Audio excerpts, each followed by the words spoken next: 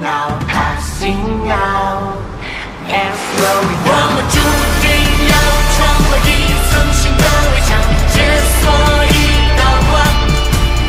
我们知道未来还有无限的巨浪挡在我前方，他们都筑成令我更高远的誓言，我祈祷，我相信，我给我胆量，最终决定自己命运的走向，握在我手上。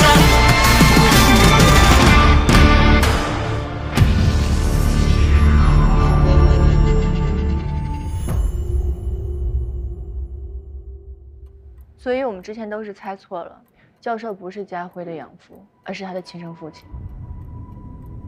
家辉这些年应该是被他的养父抚养成人的。这么说，傅唐就是姬教授之前那个患者？那不对啊，之前说叶家辉的母亲是被他养父送走的，那他应该更恨养父才对啊，为什么要恨姬教授？家辉跟他养父的相处模式，我们就不知道如何了。但是有一点，是因为生父的缺席，所以才导致这后面一系列的悲剧发生。也许家辉把这份恨转移到姬教授身上了。被亲爹给抛弃了，能不恨吗？小声点，外面呢？怎么了？我连自己的情绪还不能有了？他是确实可怜，但他也确实是做了很多对不起你的事儿。这要是让我的话，他连这个门都进不来，是吧，丽丽？你别在这含沙射影的啊，这不特殊情况吗？哎，那就是他亲妈对吗？这原则性的问题，我是不退让啊。怎么还生气了呢？嗯。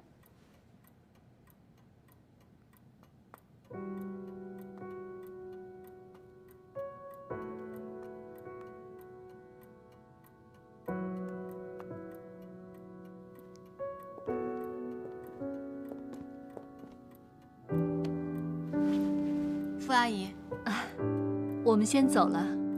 谢谢你们的处方，走吧。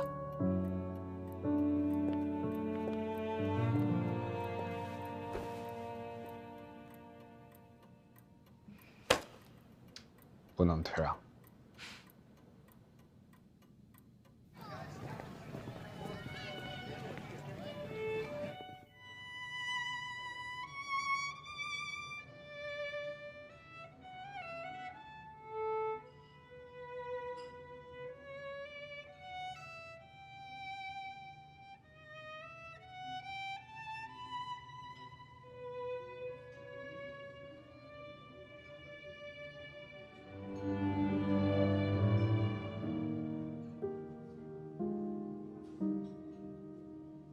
谢谢啊。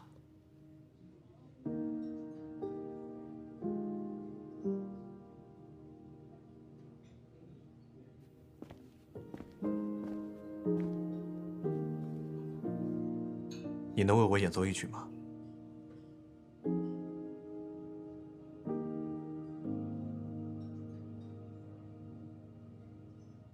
我想听。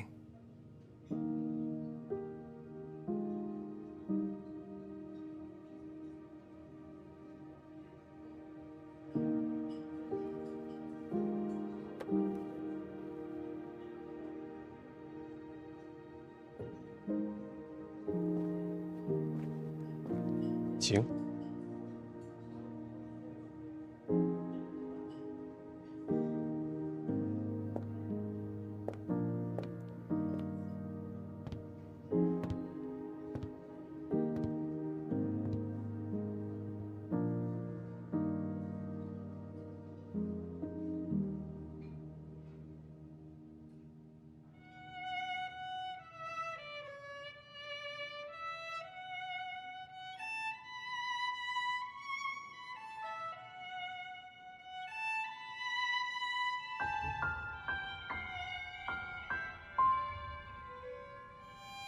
非常好，来看左手，看妈妈的左手了吗？要这样子抬起来，对，来放在这个位置，放在这个位置，对，放在这个位置，再往前放一点，再往这里，然后这里悬空，这里悬空，要用你的下巴压住这儿，非常好啊，来我们拉一下。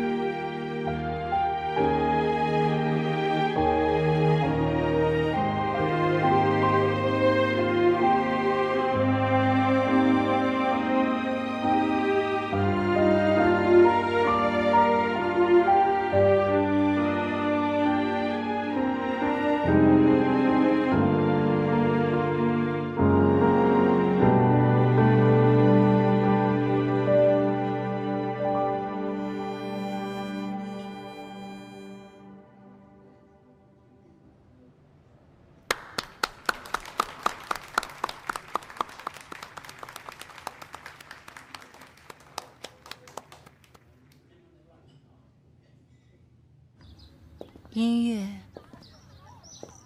是可以流动的，我可以看见它在流动。那它们好看吗？好看呀，它们是流动的光芒，流光溢彩。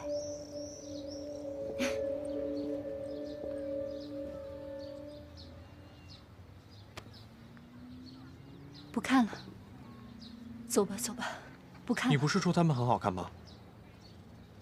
一切都留不住，所有美好的事情都留不住。要是有八音盒就好了，就可以把音乐留在里面，让他们住在里面一段时间。对，八音盒，对呀，所以我最喜欢八音盒了。有了八音盒，就可以把音乐放进去。我最喜欢八音盒了，回忆也可以放在里面，一切美好的事情都可以放进去了。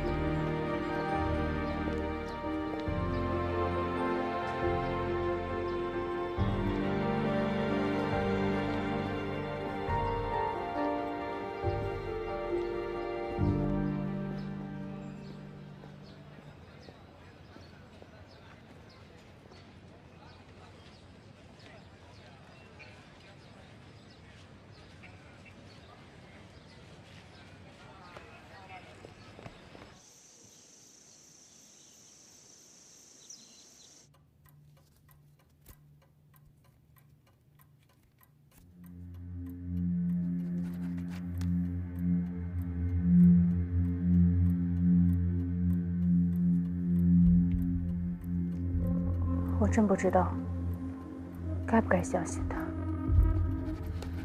小何老师，我也不想发脾气啊，可是我一想到我看到的，你说他怎么能做出这样的事情来呢？您是在说老松吗？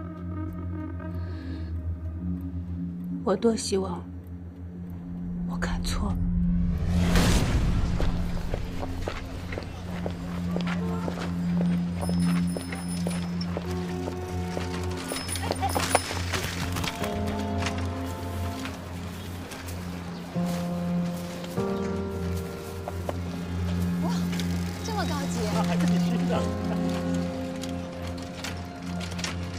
下车吧。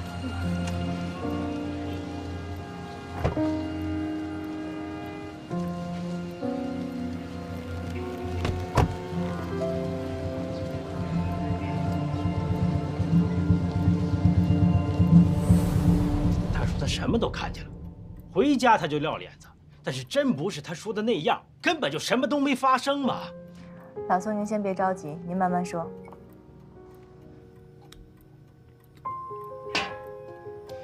李兰芝，就是大方以为的那个女的。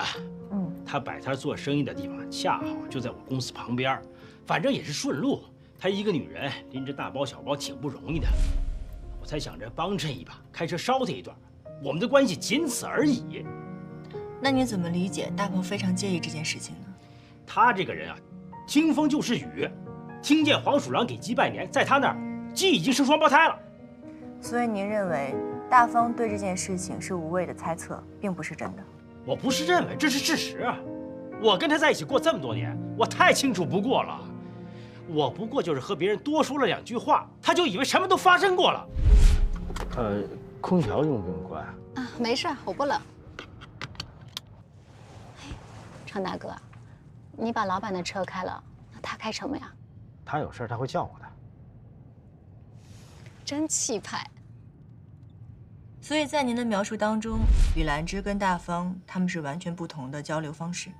对，我也是男人，也希望自己的老婆能崇拜自己，在生活中能体贴我一点。但大方的性格你也知道，所以李兰芝的出现让你觉得对自己的婚姻有一些的失望。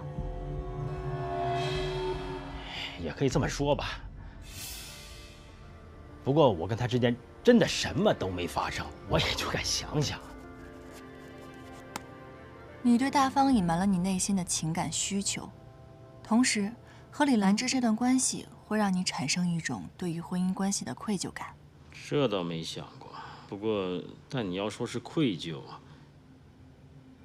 他不会理解的。我就是希望大方能对我体贴一点，温柔一点。但你要说把家里这人换成别人，我还真没想过。他自从认识那个女人之后，他一天比一天回来的晚。你说一群那么大岁数的人了，他跳舞能跳到几点去啊？不好意思啊，我就是想能跟李兰芝在一起多待会儿，仅此而已。他不但不回家，他还撒谎。那您觉得为什么大方会对您产生新的误会呢？也许是李兰芝刚来那几天，动作有点跟不上。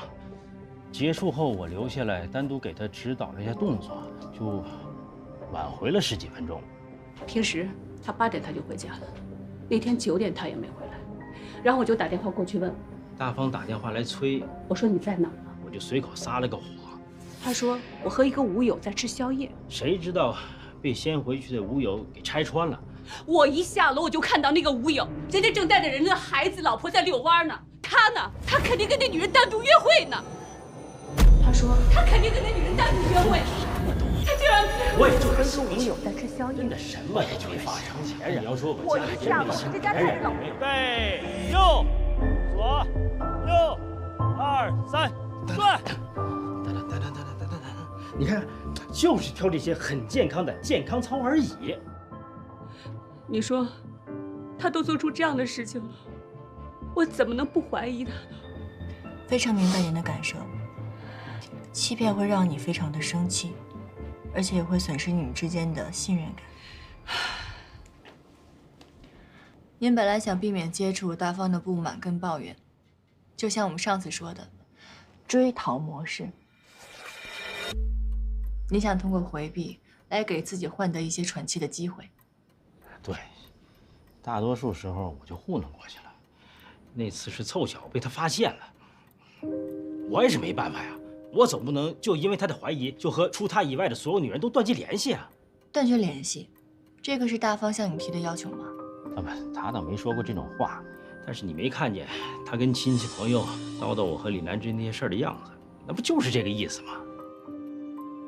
面对大方的不满跟抱怨，您一直是退让的，但是您的内心也积攒了很多的不满。要说不满，他这人打谈恋爱开始就强势惯了，我呢也习惯了。我和任何人来往，他不同意，我就都得躲着。你不喜欢让他跟任何的异性交往，他怕你生气，所以欺骗了你，对吗？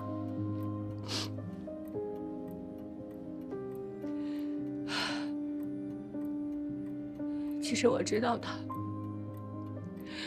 他有贼心，没那个贼胆儿，所以总是要求您要跟某些人切断联系吗？没错啊。我不是想要他顺从我，或者我要掌控他，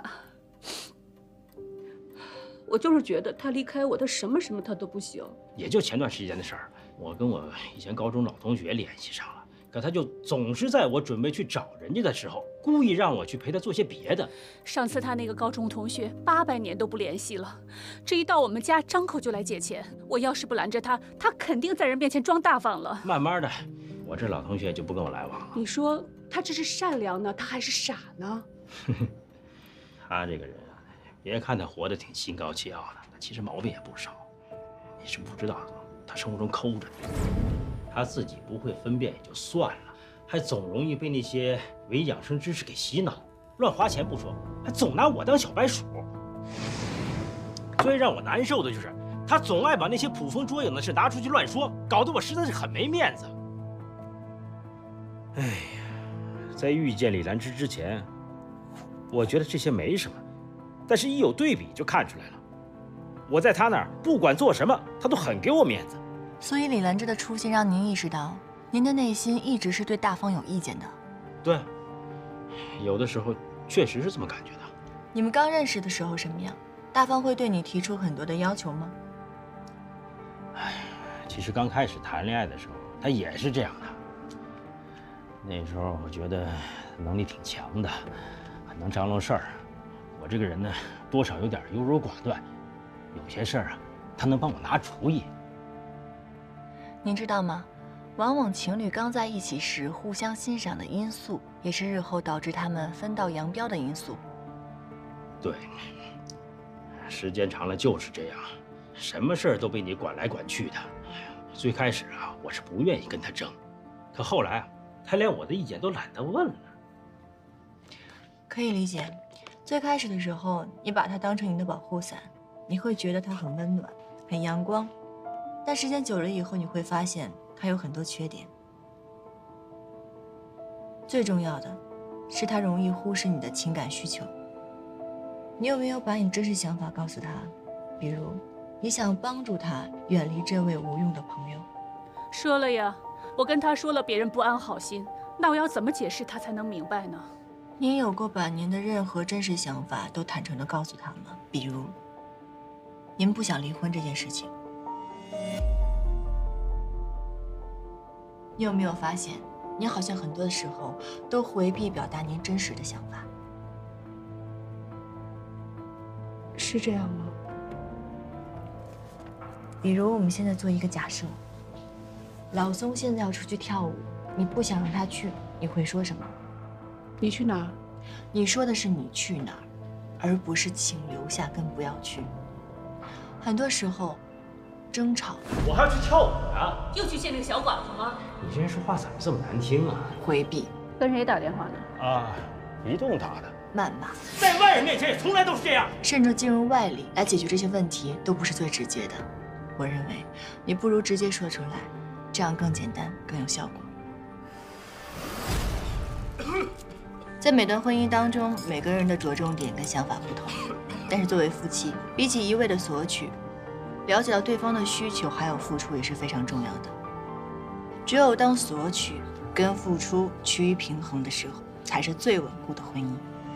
在这次会谈结束之前，我想布置您一份家庭作业。您回家以后好好仔细想一想，这么多年最严重的几次争执是什么时候？请您记录下来。我希望下次你们再来时，可以将这份家庭作业带给我。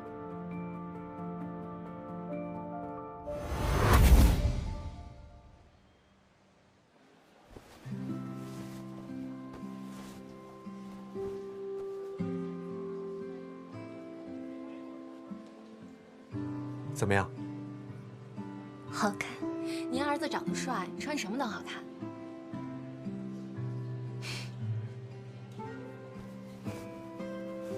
都包起来吧。嗯，好的。哦，还有这个。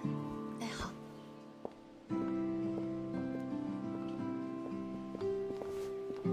多少钱？我来买。我来。我给你买。您好，一共1280元。这两件太厚了，我都不太喜欢，就要这个吧。嗯，好的。一件的话是350元。哦。好。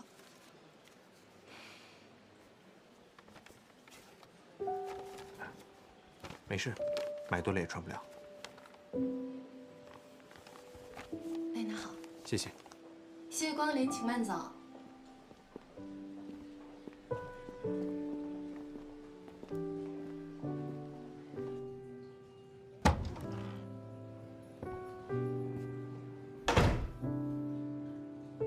妈，我回来了。你怎么不打个电话说一声啊？来，我给你做饭去。别忙了，我不饿。你怎么自己就吃这些啊？一个人你说做那么多饭吃不动啊，这挺好的。妈，来，快坐下。对不起啊，我上次不应该那样跟你说话。没事的，我哪往心里去了？你要是不愿意，没关系，妈妈和你一起过也挺好的。快坐。我跟你说吧，昨天我去超市，哎呦，真的捡着便宜货了。哎呦，大妈们全都买葡萄、西瓜，你爱吃的水果，我买了一大包。你看这葡萄太新鲜了。哎，怎么了？哦，怎么了，妈妈？我这胳膊，不是，胳膊怎么了？我就是太贪财了，明明拿不动那么多，非要拿。没关系的，我这可能是有点。我给你拿点膏药贴啊。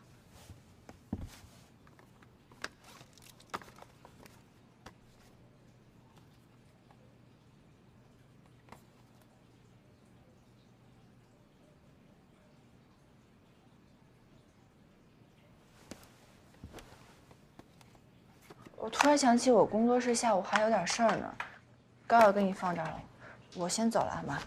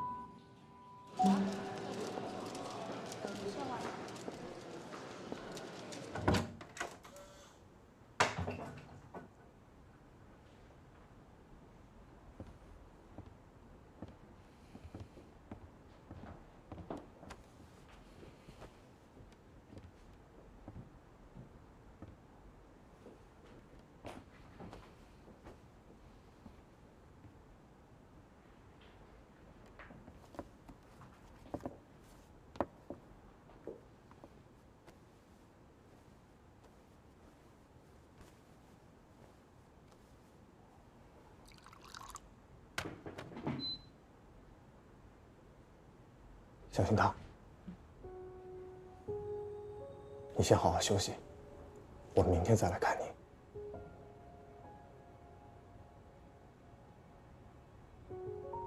真的？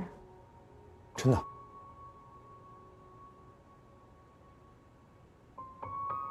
你明天想去哪儿？想去海边。没问题。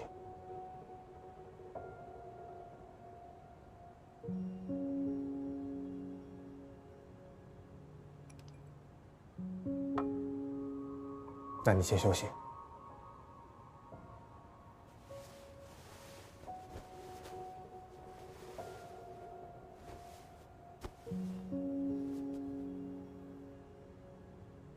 我先走了。对不起。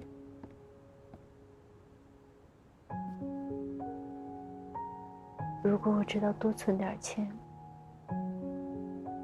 就可以2件都买了。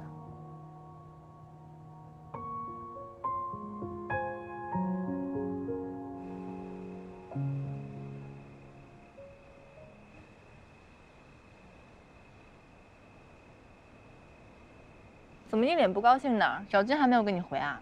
我决定了，他要是再不理我，我就彻底拉黑他。谁怕谁啊？哎，那个小金我觉得是挺负责任的，你再等等吧，别动不动就拉黑人啊。你今天不是要去你妈家吗？怎么又回来了？我回去一看，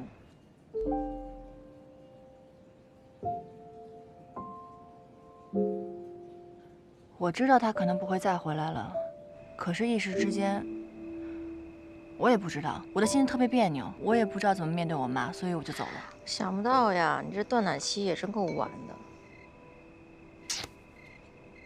吃枪药了，阴阳怪气了今天。哎，谁啊？这么晚啊？你朋友？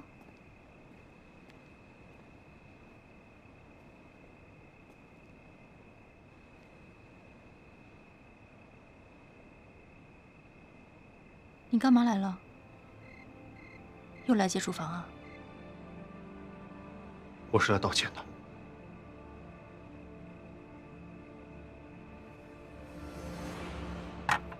我自己带了啤酒，我要是不喝2口，我可能没有办法说今天接下来的话。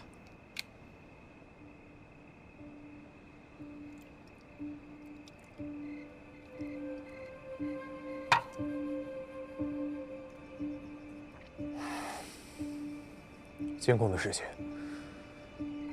对不起。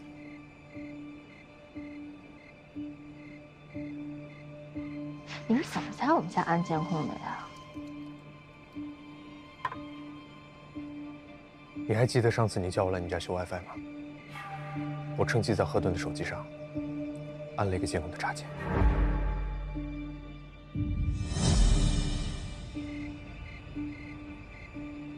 除了那次还有吗？还有那次，故意让丽丽摔倒，替她针灸，骗取她的信任，从而接近赵阿姨，套取你妈的话。我真的，丽丽，还有吗？姚克星的事情你们已经知道了，还有你的世界里面，张丽子、小莫，你的每一位咨询者，我都在试图破坏你们的资方关系。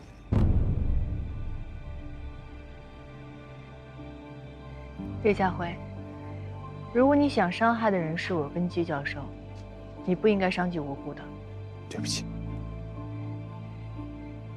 我很抱歉。对不起有用吗？我只是希望你们的原谅。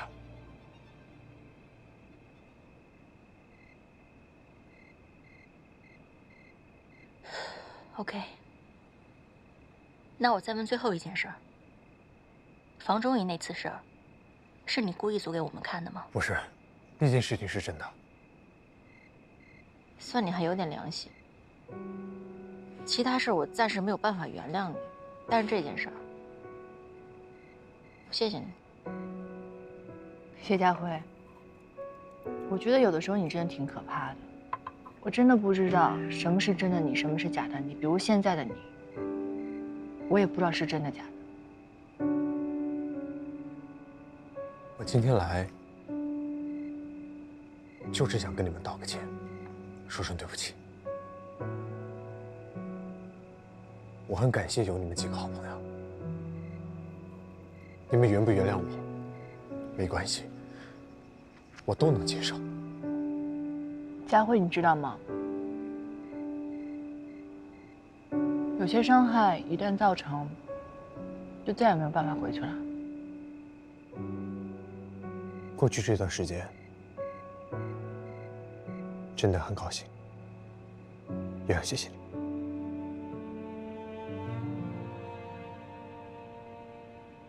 对不起，叶家辉。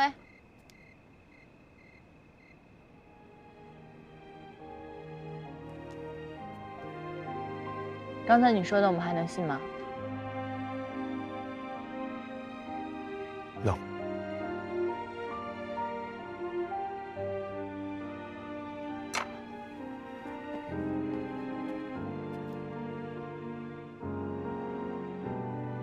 是时候重新认识一下了。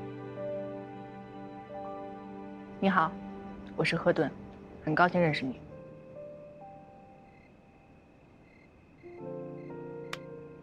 你好，我叫叶家辉，很高兴认识你。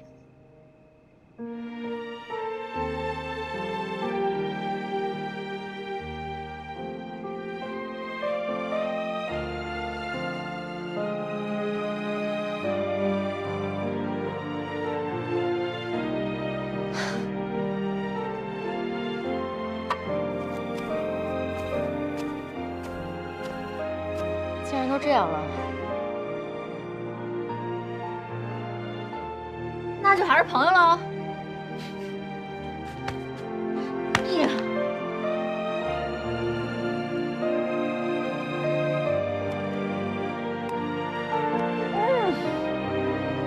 搬回来住吧。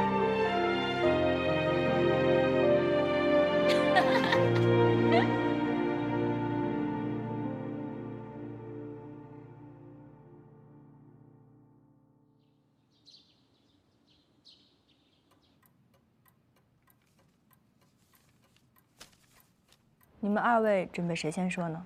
我先说吧。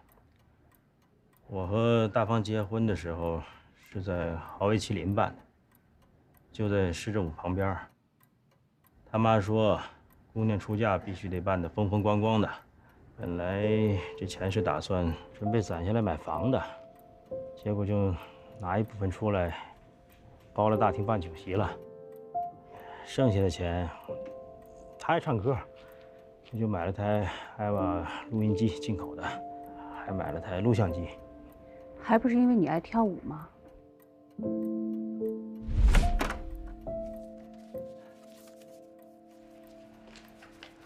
没想到这么漂亮的新娘子也爱财呀！数了多少啊？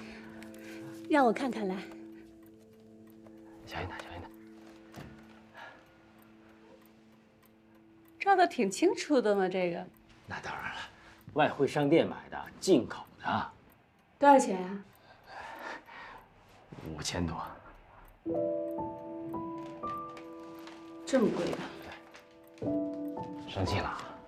我嫁到你家来，你妈才给我5000。嫌我妈给少了？你说你把房子本的钱都花了，她什么时候搬得出去啊？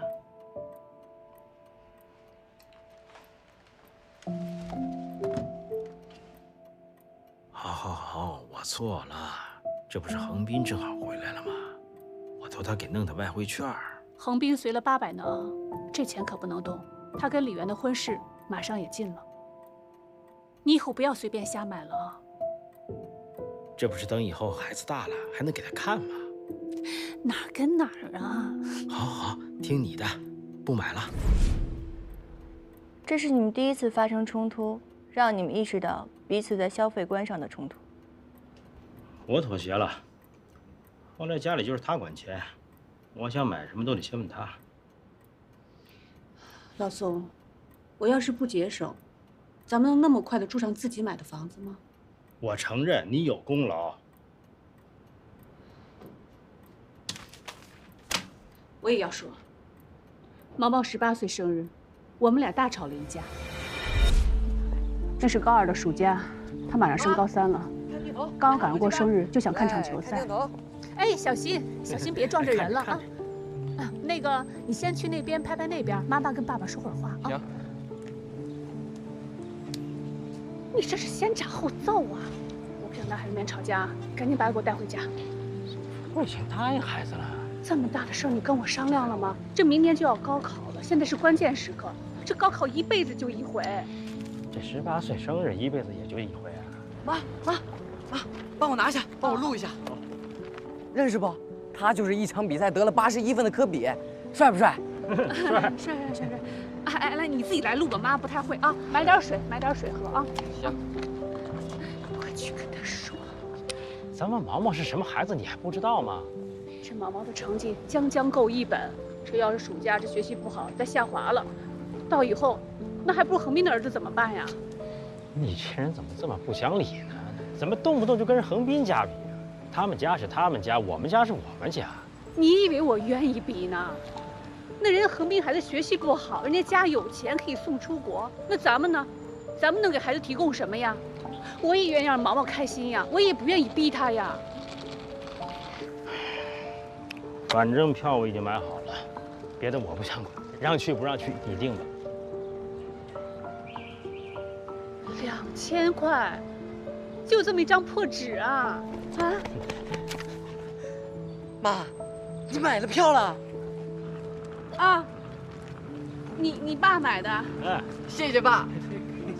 耶！赶紧把他给我叫回来。我不去，要去你去。我也不去。你不去，那就是同意了。你别混淆概念啊！你说这孩子要是在外面，这安全也很重要呀，万一出什么事儿怎么办？哎呀，这么大小伙子了，能出什么事儿啊？我跟老杨说一声，到了广州让他去车站街，有他和嫂子管着呢。这小子能出什么幺蛾子？你俩聊啥呢？聊你呢。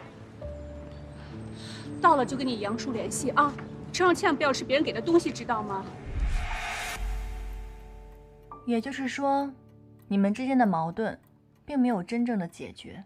之所以表面上看似和平，只是借助三角形的另外一角毛毛的力量。没错，他到最后也不认同我的决定。唉，只是毛毛从广州回来以后学习更努力了，他就没再多说什么。您怎么有这样的感受的？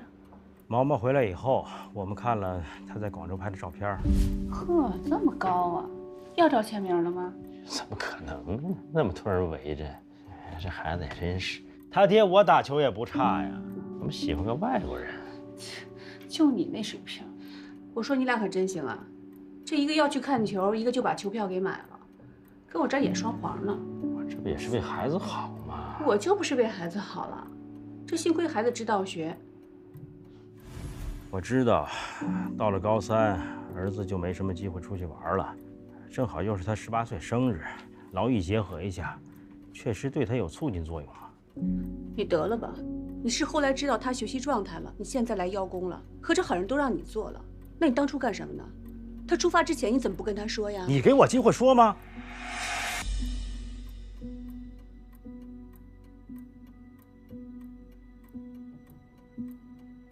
其实，在你们2位刚刚步入婚姻的时候，矛盾是得以解决的。美国社会学家辛迪·伯契德曾经说过，婚姻分为3个阶段。第一个阶段是学习阶段，也就是在你们刚刚步入婚姻的时候，你们摸索着共同建立起一个家庭。那个时候，你们有着明确的目标，面对分歧的时候，也非常容易达到共识。你说你把房子本的钱都花了，他什么时候搬得出去啊？攒钱买房。没错，买房、买车、生小孩，这些目标将你们紧紧地拴在一起，让你们成为一个共同体。儿子出生后，你们的关系会进入到第2个阶段当中，那就是为人父母。你们将所有的需求转而寄托在儿子身上，将儿子拉入到你们2人关系当中，使你们的沟通变成多人的3角关系。而在这个时候，你们的矛盾得以暂时的忽略，那是因为你们现在有一个共同的目标，那就是你们的孩子。哪怕你们的问题没有办法从根本解决，也不会危及到你们关系的本身。难怪毛毛每次一回来，我们就少吵2天架。我们的目标就是让毛毛长大成人。可当你们的儿子慢慢离开家庭以后，你们之前没有解决的问题又会逐渐显示出来。难得啊！大方，带家属过来聚会的，你可是头一个呀，感情真好。他刚好今天闲着呀，我就带着他跟大家聚一聚。真羡慕你啊，大方！我家那位啊，整日不着家，现在还不知道在哪个酒场上喝趴下了。你家那个呀，谈大生意呢，赚钱让你享受呢。享受什么呀？生病发烧都没人管，电话打过去就说忙着呢，喝点热水。都一样，这不没钱呢吗？这也不关心人，在家都跟大爷似的。哎呦，这油瓶倒了呀，都不知道扶起来。我看宋哥呀，比我家那个强。你们家就是听你的，一块肉都不敢夹。他有高血压，这医生不让他吃的。什么高血压？吃一块肉还能死了不成？整天就大惊小怪，神经过敏。我看你这么过日子都没法过了。我给你台阶下，你不下是不是？这不是一块肉的事，这是发物，是羊肉啊！医生不让你吃的。自己前列腺炎不知道啊？说我大惊小怪的。你是不是更年期啊？不说点什么，浑身不痛快是不是？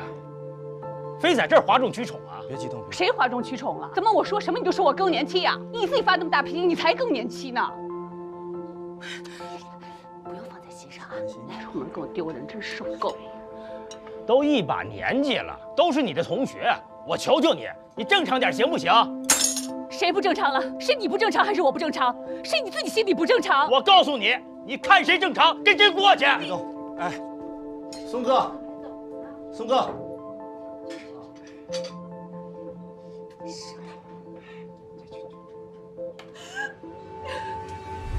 小何老师，他就是这样，嘴上不饶人。你还说我？小何老师，他嘴里就没有一句实话。怎么没实话了？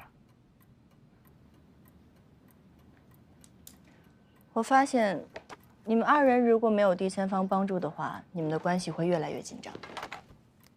其实冲突并不是可怕的，冲突是你们关系出现问题时的信差。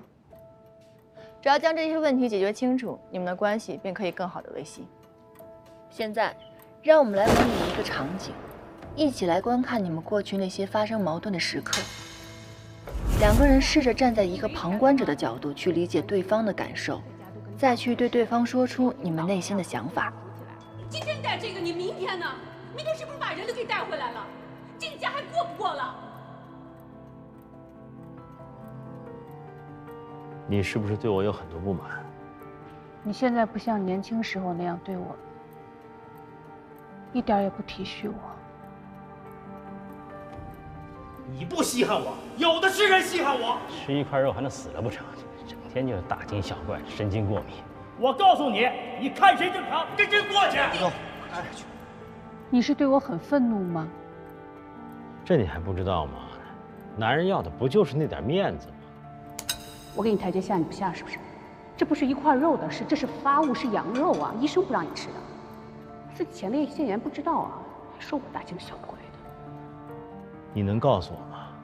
你的需求到底是什么？这不是我一个人的家，我希望你能帮着我干点家务。即使你不干，你也别添乱，别只顾着自己潇洒。耽误你跳舞了是吗？我也没说是去跳舞啊。不跳舞，要单独约那个小寡妇吗？你想要干嘛从来不直说，就只会挑我毛病。你想要什么你说呀。我很反感你在外人面前说家务事儿。当时我就想激怒你，你是不是更年期呀？不说点什么浑身不痛快是不是？非要在这儿哗众取宠啊？现在想想真是不应该。我也不应该口无遮拦，让你没面子。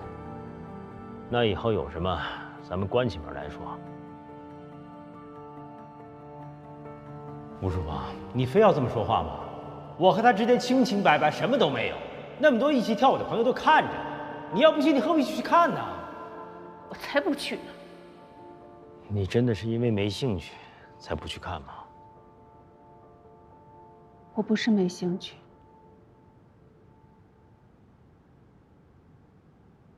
我只是不习惯了。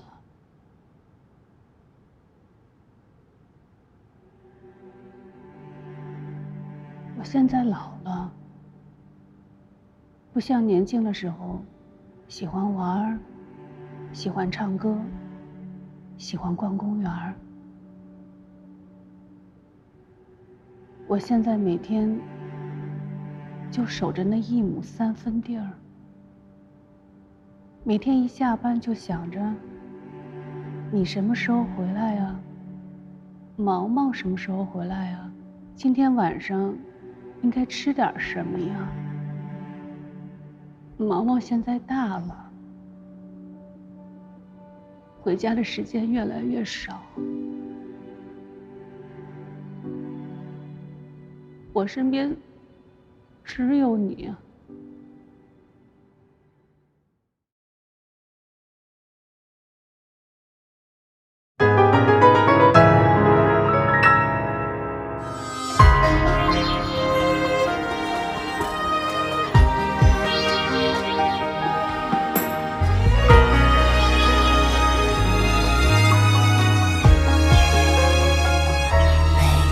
晨曦绽放出一朵花语，这里有你与咖啡的香气。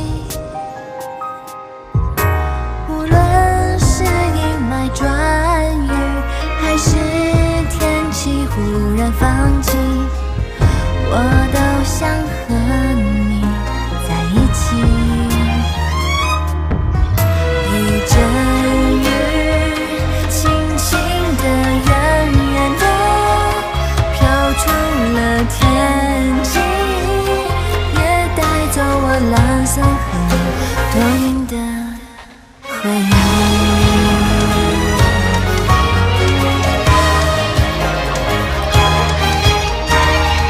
你绽放出晴朗如歌的风景，也看见你亮如星辰的眼睛，它温暖我的笑容，倾听我真实的声音，给我最温柔的回应。看见了美丽的爱情，忽然之间